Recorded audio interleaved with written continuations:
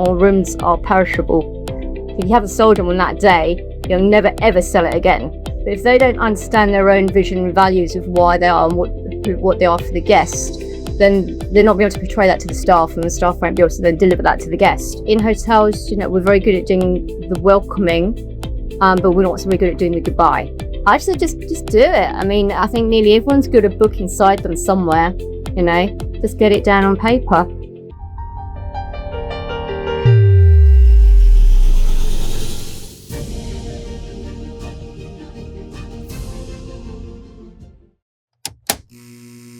The voices Timothy, Tracy, and Joe on the show. From front of house to chefs on the line, every voice can shape the future each time. Every voice can shape. So, Monica, welcome back to Talking Hospitality. Thank you for having me. Good to be back. For those people who might be new to the show, would you like to tell us a little bit about who you are and your background? Sure. So my name is Monica Orr. I'm also known as the Dancing Hotel Inspector. I am the founder of Star Quality Hospitality Consultancy, which means that I work with independent hoteliers looking at their business structure, their operations and their service delivery so they can deliver memorable guest experiences. I've worked in the industry pretty much all my life, mainly hotels and cruise ships, done a little bit of traveling as well with that. And now I'm looking really to help hoteliers, particularly the independent hoteliers, how to improve their businesses. Fabulous. That sounds really exciting. Thank you. Are we talking like the boutique hotels that are all like super swanky and lovely? It varies. It can be that. But yeah, it's basically anything from like your small bed and breakfast, your guest house to your more fancy boutique ones. So obviously you've got a fantastic background in hospitality and now you've moved into a consultancy with hotels. And I hear you're also an author. Is that correct? I am indeed, yes. I've now written 3 books on the hospitality industry. So they're all called Star Quality something. So it's like one of the Star Quality trilogy at the minute. So the first one is Star Quality Hospitality, the key to a successful hospitality business, which has recently just been updated and released as a second edition. Then I still have, Star Quality Experience, the hotelier's guide to creating memorable guest journeys. And that looks at the kind of behind the scenes of how to do a seamless guest journey from the hotelier's perspective, some of the little secrets that happen there. And the third one's slightly different. It's more about careers in hospitality. So it's Star Quality Talent, Inspiring Hospitality Careers. And that involves lots of interviews with different people, looking at where they started from, where they are now. And there's advice from all different sectors of the industry, basically how to get into the industry.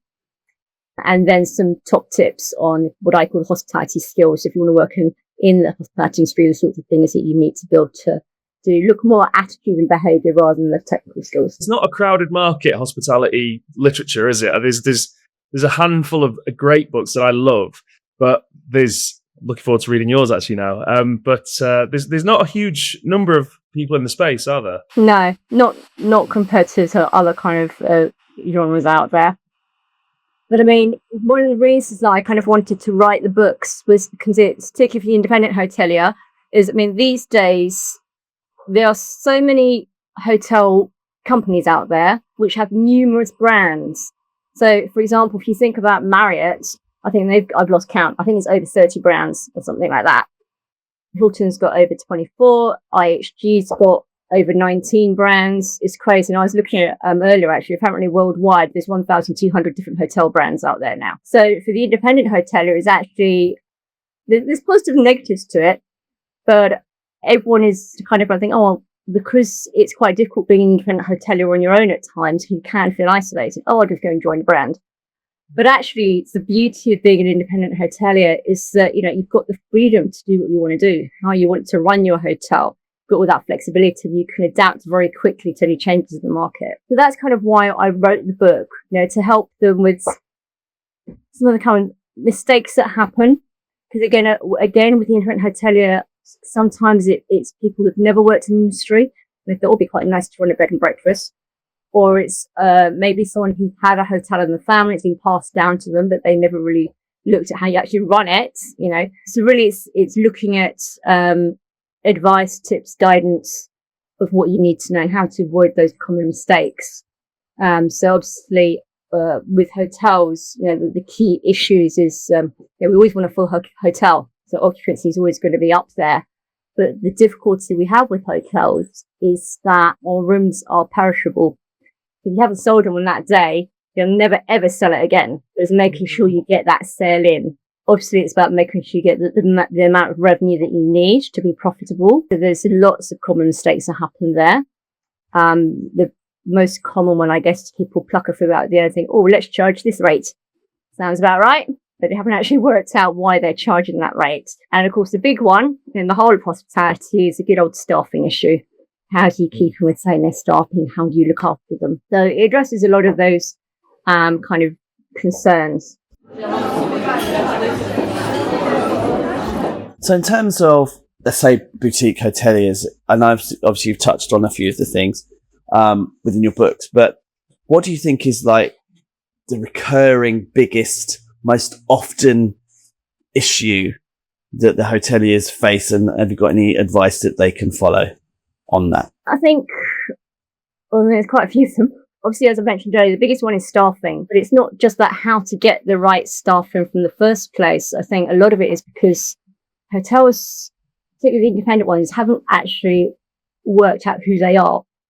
So they bring staff in, but if they don't understand their own vision and values of why they are and what they are for the guest, then they're not going to be able to portray that to the staff, and the staff won't be able to then deliver that to the guest. So it's getting that starting point correct for the hotel. So in my Star Quality Hospitality book, I based it on the model of the key. So the head of the key, if you kind of picture a key, the head of the key is like your hospitality business. Actually, what is your hospitality business? Do you know your vision and values of your hotel? Or, you're a hotel, you actually might just be a guest house. Those sorts of things. So it looks at that. It looks at your products and services.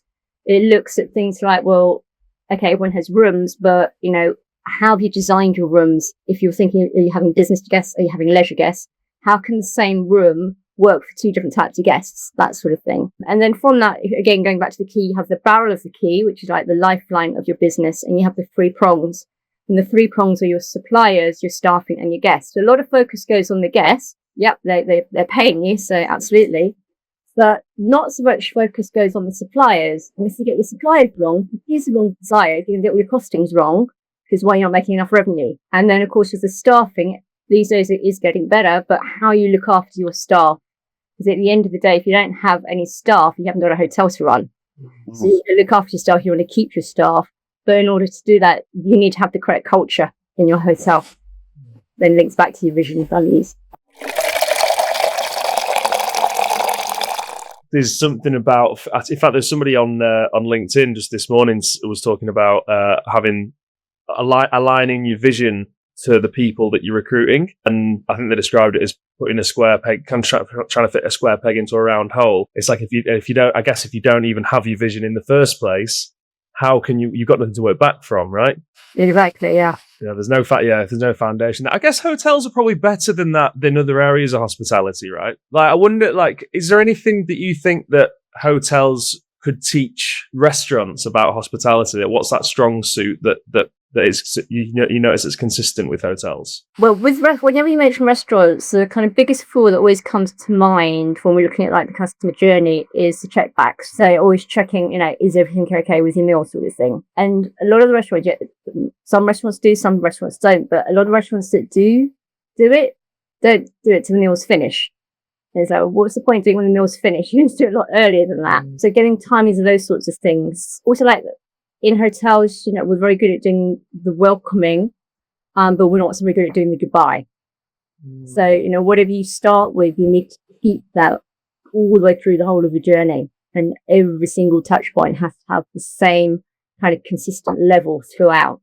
Whereas we kind of have ups and downs throughout the journey. We kind of forget about the guest and, we need to be talking to our guest, But it just needs to be a seamless journey throughout. And it doesn't matter what department your hotel, your guest comes into contact with within the hotel, or even in the restaurant. These days, say if we're looking at restaurants, sometimes the chef will come out in the kitchen. they never used to do, but now they do. It's a nice thing. And if you're going to do that, though, you need to make sure the chef knows about the guest, who it is they're going to be talking to. It's not just the fancy thing, let's bring the chef out to say hello. Well, let's brief the chef on who this guest is as well. Those sorts of things. So again, what I always say is that in a hotel in particular is it doesn't matter what department you're in, you should all know, every department should know about the guests that are coming in, because the guest could be walking down the corridor. Yeah, you might be a member of the housekeeping team, but that guest could be walking down the corridor. You need to know who that guest is. So it's having that kind of common knowledge, and the communication is a key thing to get that across to everyone. Well, this is very good advice, and I think anybody who's worked in hotels will recognise what you're talking about. Now, a question, I want to return back to the book actually, because obviously you've written 3 of them. Yeah. And you've told the reasons why you're doing it. But what I'd like to understand the process. If I'm listening, what's the process of, I don't know, starting a book or whatever? Yeah. It's having lots of ideas in your head that are very jumbled to start with. So for me, I'm quite a kind of logical, ordered type person. So isolating that aspect becomes maybe a little bit easier for me. But even so, for me, I need to have some sort of model to base it around. So I can put the ideas into some sort of order. So that's why it was the first bit. That's how I came up with the model of the key. And then I worked around that model to then split the book into 3 separate parts. So the first part of the book is about the business of what is hospitality. And the second part is all about the customers. Customers are your lifeline, looking at your supply, yourself and your guests. And the third part is all about measuring your success, because it's all very well knowing how to put these things in place. But if you're not measuring it, there's actually no point in doing that anyway. You don't know if you're doing well or not. So it's organising your ideas, basically. So for me personally, I need some sort of framework. So I did it for the model of the key. The second book, I did it on my model of 7 R's, which show the guest journey, looking at pre, during and post. So each of those R's represent part of that journey. So you go around in a little circle, and it's a continuous circle because it never stops. And then the third one, that was slightly different because it was all based on the interviews. But again, I kind of had 3 sections to it. One was about interviews about people in their careers. The second section was about looking at the different organisations that can help you get into the industry. And I think the third section was about the different skills that you might need. And I put that in a little baby model under the mnemonic of hospitality. Each of those letters means something that relates to a kind of skill that you need to know. So yeah, it's all about kind of having some sort of framework and then slotting your ideas into the relevant part of that framework so it becomes some sort of logical order. So the key thing is just breaking that big idea in your head down into lots of smaller chunks, so they're a lot more manageable. It's difficult to sometimes put those into a structured. When I was listening to you speaking, then I'm thinking, I wish I was a logical thinker. Great ideas, and that's just how my mind works. But in terms of having that concept, when you're describing the key, I can see it in my head, and I'm going right, like that's so accessible. It's how, like, did you always have that idea of it be, or was it a case of like, was your process more, here's a load of ideas and there seems to be some common themes, and then how do I put that into a paradigm? Or was it like, I've always had this idea that this is how hospitality works and the ideas spread from that? Like, how did it, or was there a third way? Different ideas, I try and put them in some sort of order. Yeah. And then the logo for my organisation is a golden key. And that's kind of where I got the idea of using the logo key as, let's use that as a model. And I thought, actually, that works quite nicely. Nice. So, yeah. So when you write a book, how do you, because I know this from experience, right? Because I've attempted to write 2. Okay. One I got further down the road than the other. I have an ebook that I have actually co-written with somebody but haven't published yet. So how do you keep motivated during that time? Because, you start off and maybe you're different, but I know it's, I've got to get these ideas out. Start writing it. And then, enthusiasm wanes, or the pub beckons, or whatever it is. Mainly the pub beckons, I suppose. But then how do you stay motivated during that time? So basically, I set myself little targets, quite big targets. Which then I break down into little targets. So the main target was, once I formulated my ideas, I thought, okay, this is what's going to go where. then basically I set myself a target of writing 1,000 words a day for a month to get the raw manuscripts out. And once you're sitting down and writing, actually, it's quite easy to write 1,000 words. It doesn't actually take that long. So if you think about it, it's only like 2 sides of A4. It's not really that much. And it's not about making it look pretty or anything. It's just getting the ideas, just writing, getting those words down. And then after that, you can tidy it up and reread it and make sure it makes sense. And then you might start moving things around a bit and that sort of stuff. But the key thing is just to get the raw ideas out onto paper. You say, well, I've started, I'm doing something now. And then if you've got a day think, I just can't think of anything to write, just leave it, just forget about it. There's no point thinking, I've got to write something because it's not going to happen. You just skip that day then. Yeah. Mm-hmm. And then you might have another day where suddenly you can't stop writing. So, okay, I want to talk about this, we talk about that. So, yes, but you've got to be in the right frame of mind to do it, keep that motivation going. But yeah, having kind of daily targets to get the bulk of it out, and then you can play around with it and move things around and pass it off and make sure it actually makes sense. Did you have a sort of like daily routine, or did you create space even to do the writing in? Like, or do you? Yeah, I'd have a set time each day of when I do it, and also I normally do it in the morning to get it out of the way, and it'd be like, okay, do this, and then in the afternoon you can do whatever you want to do. Yeah, and I'd give myself a little treat of what I'm going to do afterwards, but I'm not allowed to do thing until I've written the words or whatever. So yeah, it's just motivation yourself to. It's good advice, actually, isn't it? Rewarding yourself for doing something you actually enjoy but can become a chore occasionally.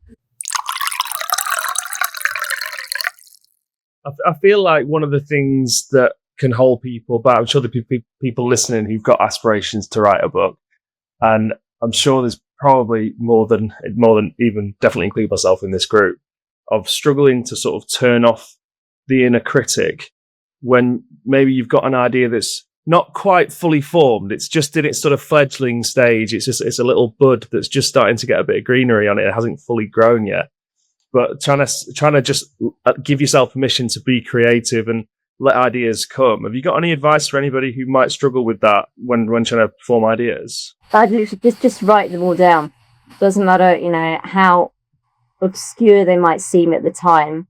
Just write them down, and then you can either include it or say, "Oh no, I'll scrap that." You always take stuff out.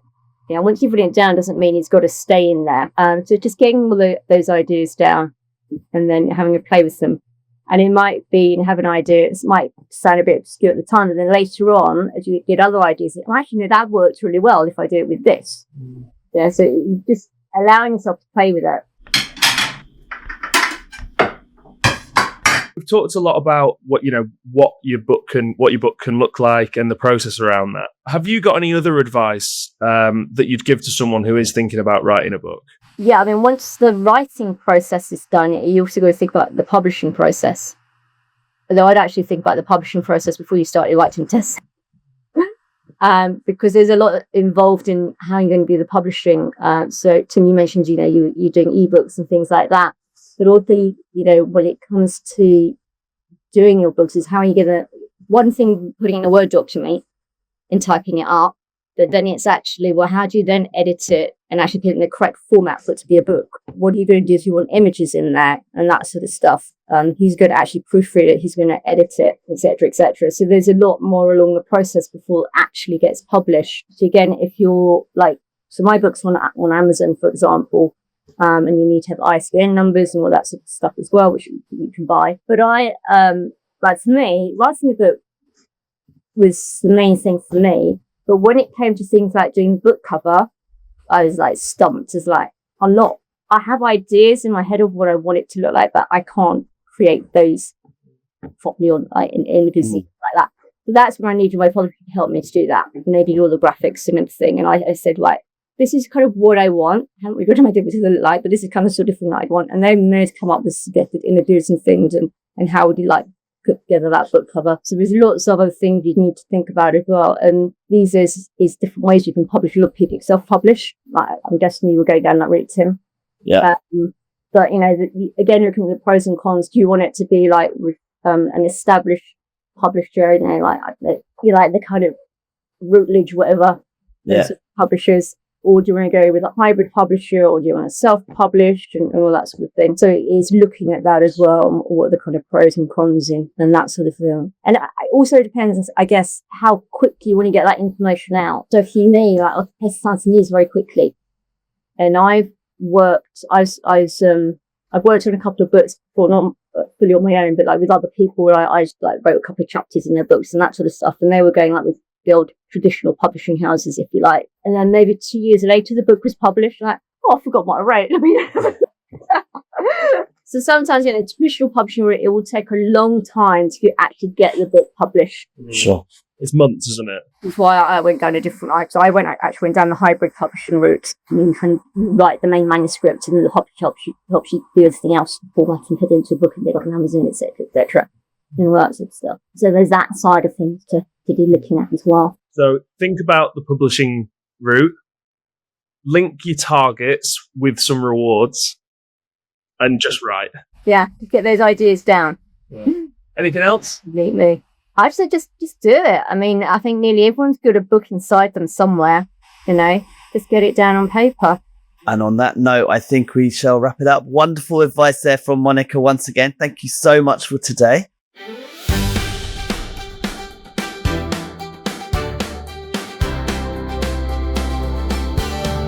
Talking hospitality, the voices you know.